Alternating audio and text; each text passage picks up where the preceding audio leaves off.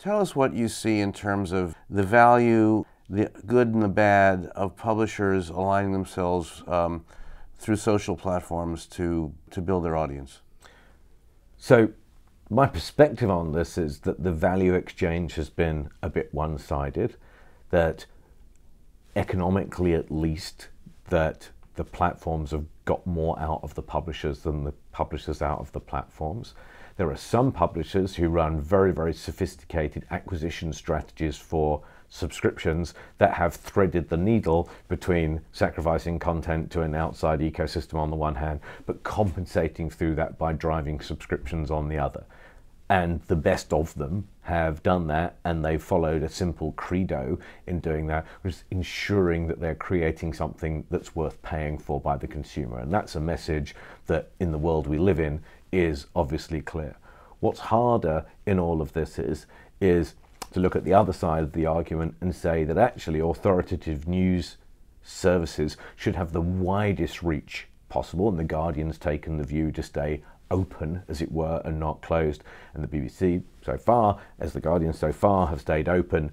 and others have closed their doors in many ways. The Washington Post is only available selectively, the New York Times is only available selectively, and I would prefer a world in which the largest possible audience, and that would include via Facebook, Google, Snap, and other platforms, was available to all of those organizations, and that the resultant monetization that's created by that audience was shared more equitably by the platforms with those organizations. And that doesn't seem to be a place that we've ever really got to. And we've been in the foothills of it on a number of occasions with YouTube. We've been in the foothills of it with some revenue sharing on Facebook Watch and other areas. But ultimately, the amount of revenue that's accruing to the original publishers from the platforms, I think, is not enough. And I think it's a disappointment for the public if their access to quality news is restricted because the publisher is forced to put up a hard paywall between them and their content, which then in turn allows some other actors in the information dissemination game, not all of whom are as pure as the driven snow, but don't care about the revenue model so much, to perhaps get a disproportionate share of voice on those platforms. And it's clear that everyone's conscious of this. Both Google and Facebook have settled on $300 million as seemingly a good number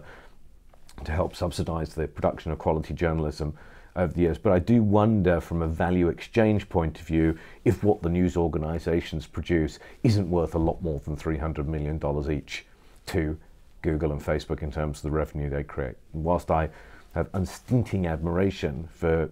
Google and Facebook, and this is not meant in any way as a knock on them, I almost see it as